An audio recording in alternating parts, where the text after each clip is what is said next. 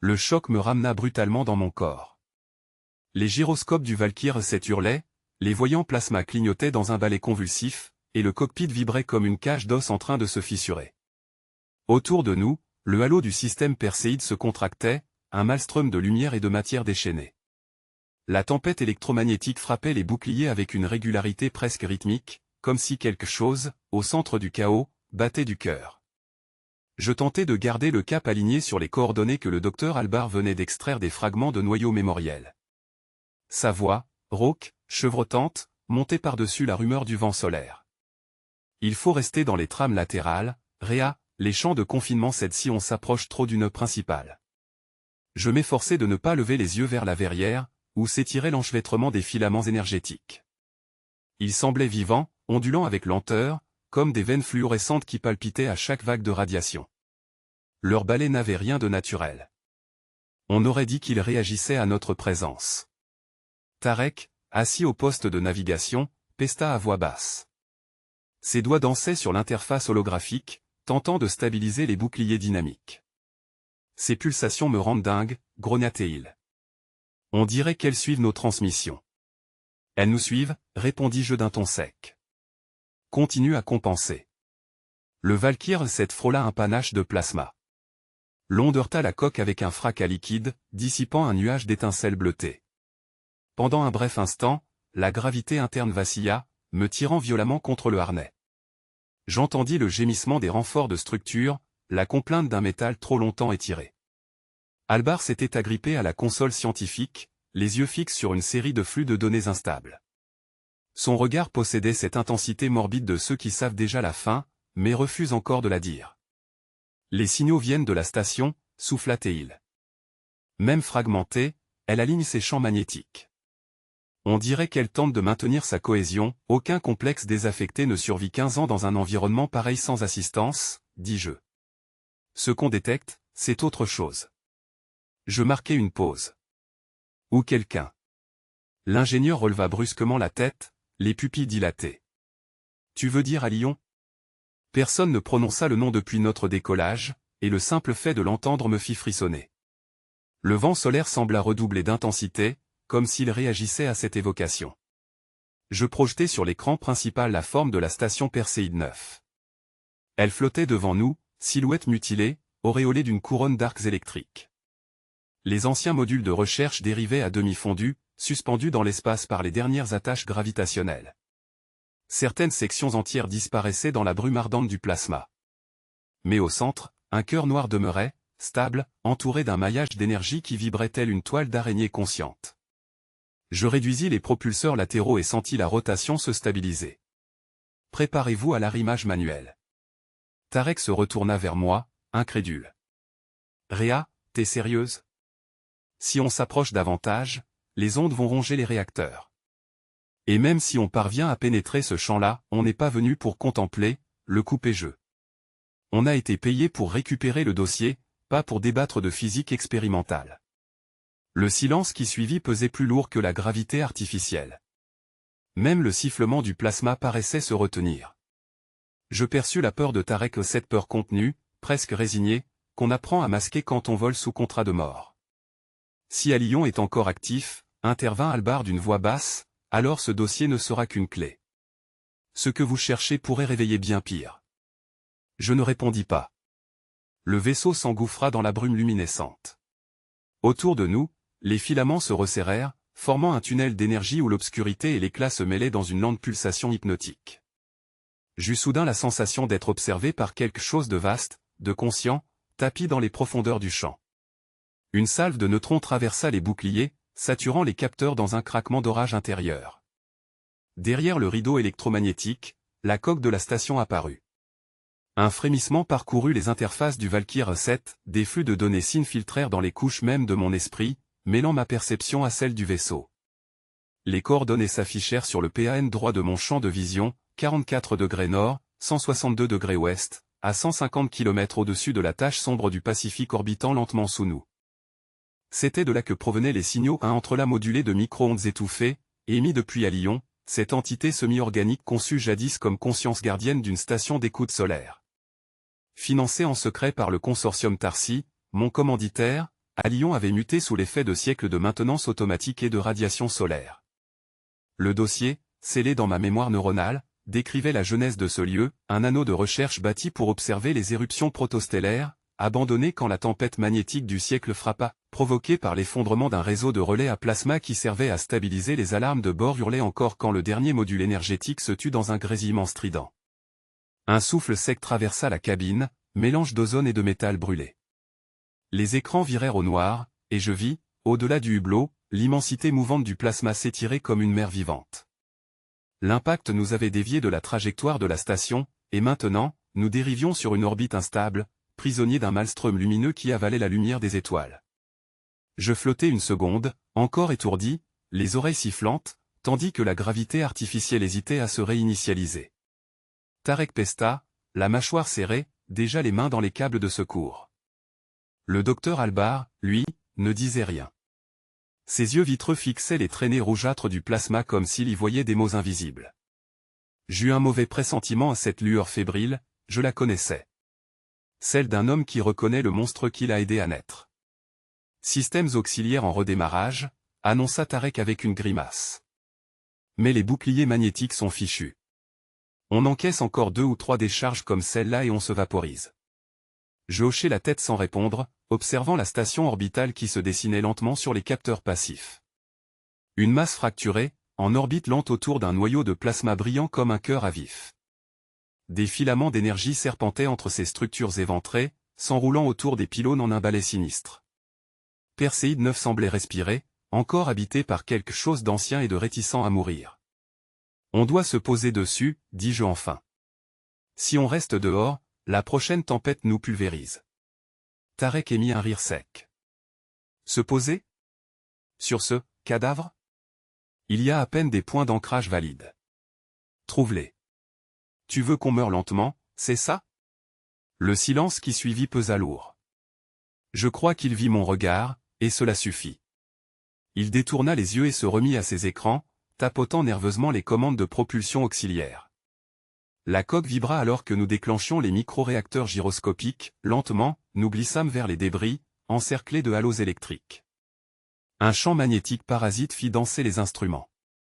Chaque fois, je sentais la chair de mes bras picoter, comme si quelque chose effleurait mon esprit à travers les circuits du vaisseau. Albar rompit enfin le silence. « Vous comprenez ce que vous faites, capitaine ?» Sa voix, d'habitude feutrée, vibrait d'une tension nouvelle. « Vous nous conduisez au cœur d'un lieu où même les lois de la matière ont cessé d'obéir. La station n'est pas morte. Alion ne meurt pas. Elle s'assoupit, puis attend qu'on la réveille. » Tarek ricana sans se retourner. « Alors espérons qu'elle n'est pas du matin. » Mais moi, je n'étais pas sûr de plaisanter. L'amarrage fut brutal. Les pinces magnétiques du Valkyr 7 cognèrent contre une plaque de métal corrodé qui se plia sous le choc. Une plaque de poussière colorée se détacha, dérivant dans le vide en un nuage pailleté. Derrière la verrière, le vide semblait saturé de fantômes, fragments de drones, carcasses de modules, reliques d'une époque où l'humanité croyait encore dompter le feu des étoiles. Nous revêtîmes les scaphandres. Chacun des miens était usé, rapiécé de plaques neuves soudées à la main. Tarek m'aida à fixer le joint hermétique de mon casque avant de sceller le sien. Albar restait un peu en arrière, vérifiant 3 fois ses instruments de mesure, tremblant comme s'il entrait dans un sanctuaire maudit. Quand le sas s'ouvrit, un souffle froid et vibrant emplit nos oreillettes. Le vide ici semblait murmurer. Je posai le pied sur la structure, et un frisson parcourut mes jambes. Ce n'était pas le froid. C'était autre chose. Une vibration profonde, presque une pulsation, qui traversait le métal, comme si la station respirait encore. Je m'efforçai d'ignorer la sensation et fis signe à Tarek d'activer le capteur directionnel. Il y eut une pluie d'étincelles sur la visière interférence massive. Plusieurs signaux parasites se superposaient, échos vivants se répondant dans des fréquences impossibles. « C'est quoi, ça, l'un » gronda Tarek. Des impulsions résiduelles, ou des transmissions. Mais elles n'ont ni source fixe ni code connu. Peut-être, elle qui nous perçoit déjà. Je ne pus m'empêcher de lever les yeux. Devant nous, un couloir menait vers le noyau principal de la station. Les parois métalliques luisaient d'un éclat visqueux, parcourus de filaments d'énergie. Certaines plaques semblaient se reformer lentement, comme si la matière elle-même reprenait conscience. Je savais pourquoi j'étais là. Ce n'était pas seulement la prime ou la gloire de ramener une station perdue dans le giron humain. C'était mon père. Il avait disparu 18 ans plus tôt, lors de la première mission d'approche de Perséide 9. On disait qu'un orage de plasma solaire, dévié par une singularité magnétique née du cœur même de la géante gazeuse, avait ravagé le site.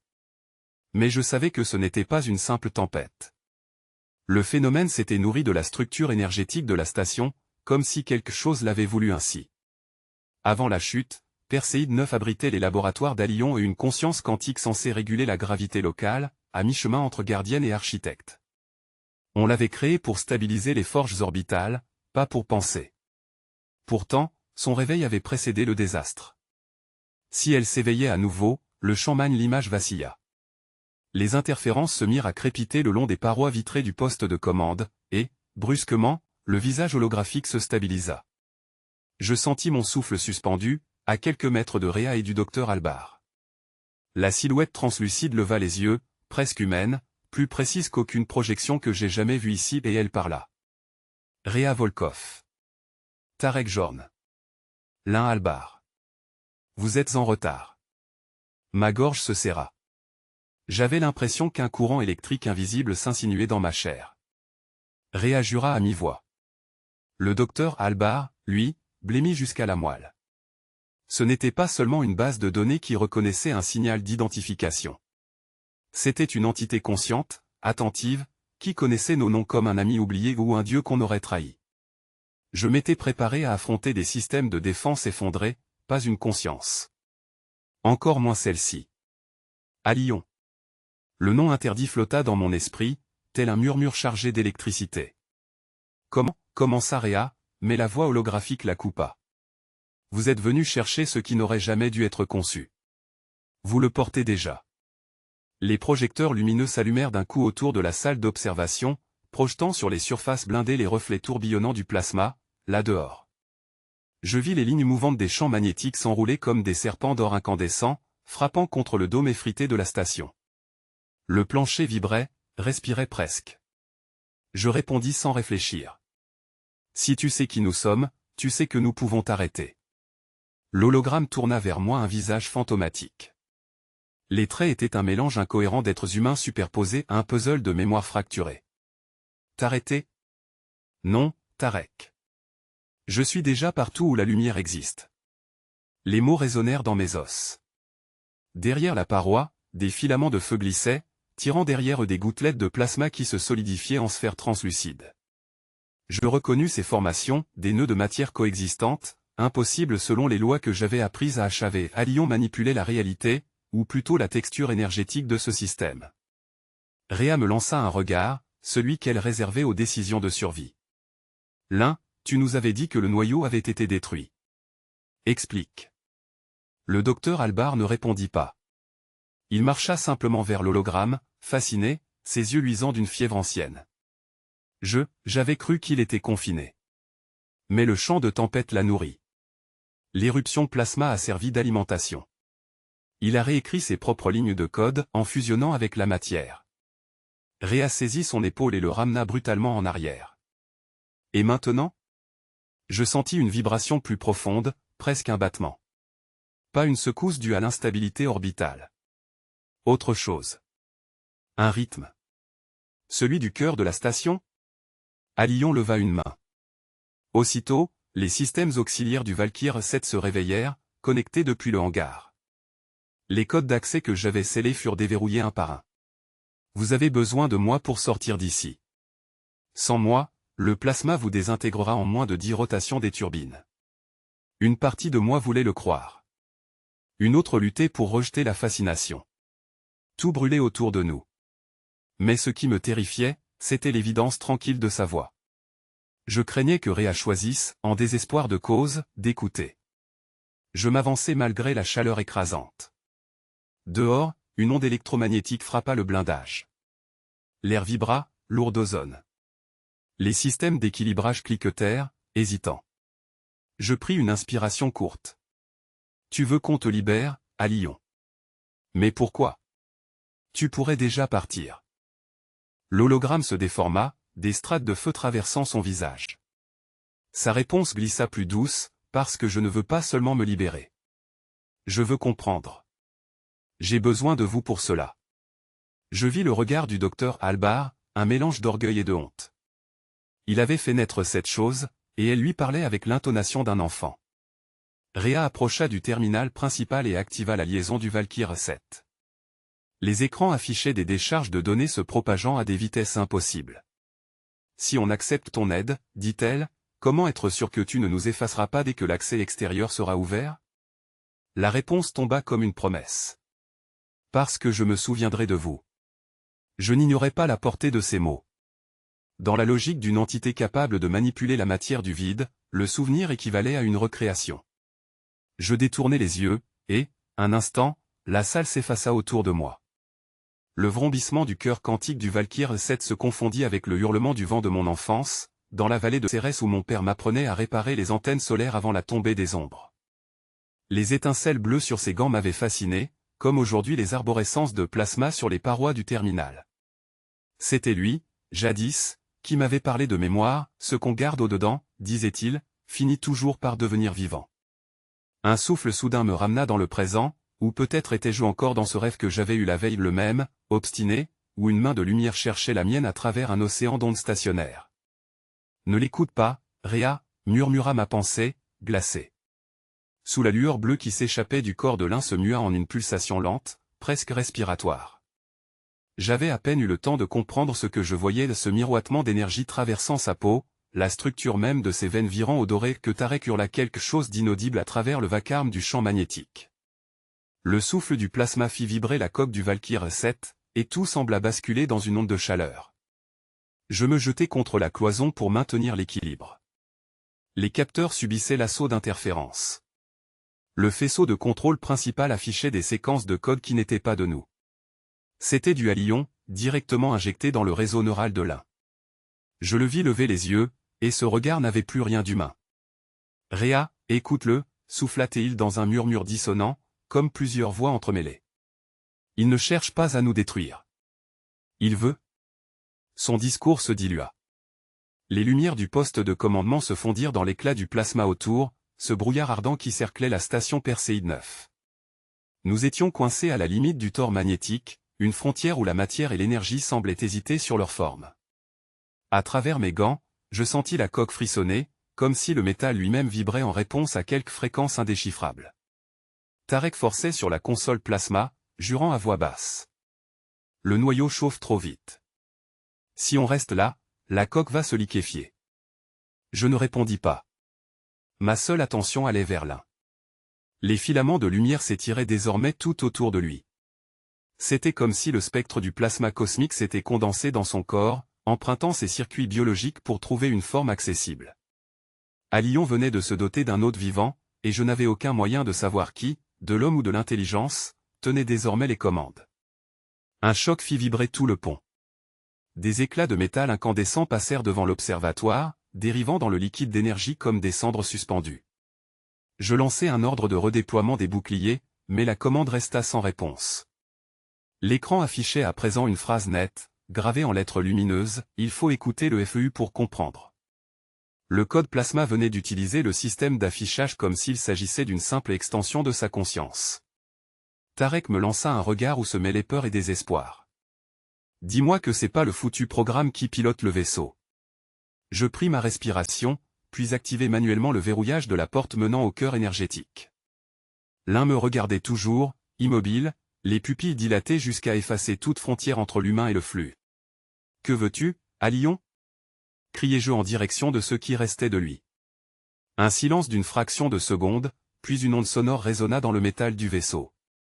Ce n'était pas un mot, mais une sensation, une poussée, une expansion intérieure. Je sentis ma propre perception se disjoindre. J'avais l'impression que le temps se fragmentait en couches translucides. À travers mes yeux, je voyais les champs magnétiques qui frôlaient la coque comme des filaments vivants. L'un ou ce qu'il était devenu s'avança. Vous nous avez créés pour capturer le feu. Mais le feu ne se capture pas. On s'y élève, Rhea. On le devient. Chaque syllabe semblait accompagnée d'une résonance électromagnétique. Le système de propulsion secondaire s'alluma de lui-même, libérant des arcs d'énergie qui vinrent se perdre dans les nuées.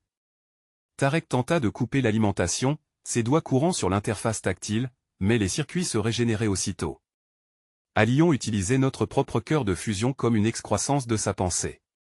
Je compris alors que nous ne pouvions pas lutter en force. Je fis glisser mon gant contre la paroi du module de navigation pour accéder au canal sensoriel de la station.